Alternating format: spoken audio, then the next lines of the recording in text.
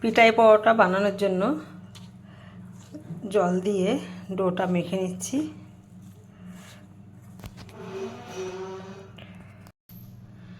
ডোটা এরকম নরম নরম করে মাখতে হবে।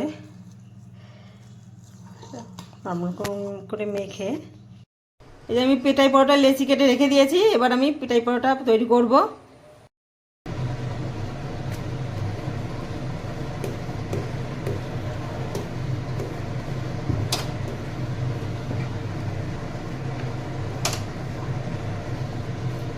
যে আমার পরোটা হয়ে গেছে, এবার তাওয়ায় দিয়ে দেবো।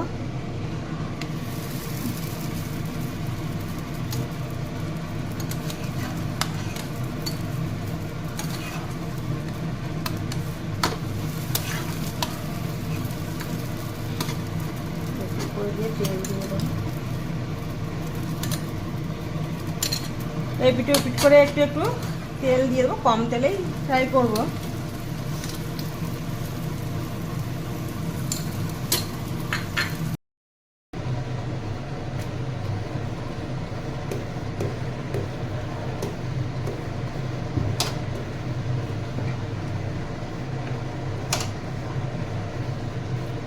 যে আমার পরোটা হয়ে গেছে, এবার তাওয়ায় দিয়ে দেবো।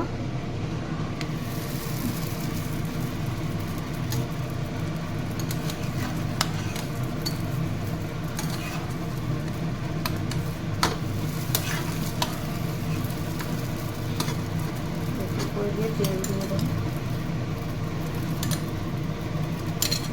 এই পিঠে পিঠ করে একটু একটু তেল দিয়ে দেবো, কম তেলেই ফ্রাই করবো।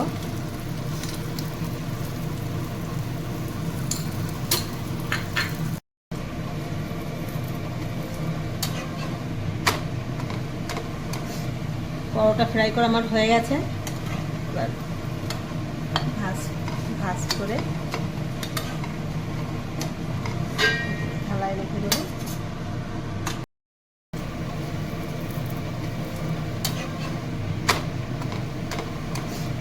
পরোটা ফ্রাই করা আমার হয়ে গেছে।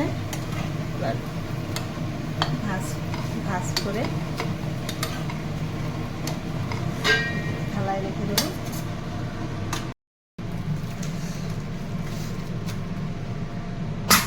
করছো?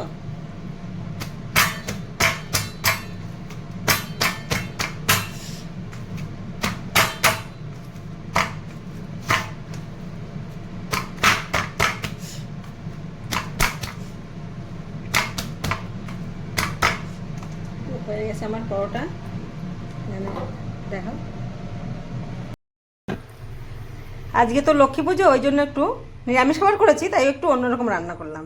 এই যে আমার পিঠাই পরোটা হয়ে গেছে, এখানে ঢেকে রেখেছি থালা দিয়ে। আর সিমাই, প্রাণ লাচ্ছা সিমাই করেছি।